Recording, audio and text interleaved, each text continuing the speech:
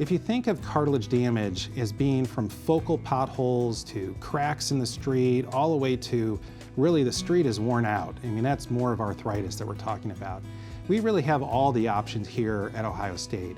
So whether you're a young athlete, an aged athlete, or just someone who is having pain, we have lots of different alternatives for you to restore knee health and improve your function and decrease your pain.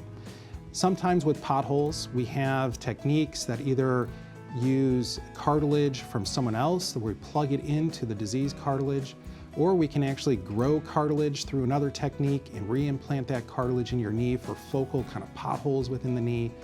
There's also newer technology using coral and allowing that to have some regenerative properties to restore some of the cartilage for people as well.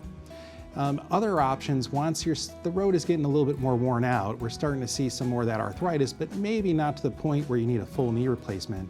That's where the medial implantable shock absorber can be a great option for patients, especially if all that arthritis is in the inner portion of the knee or the medial compartment.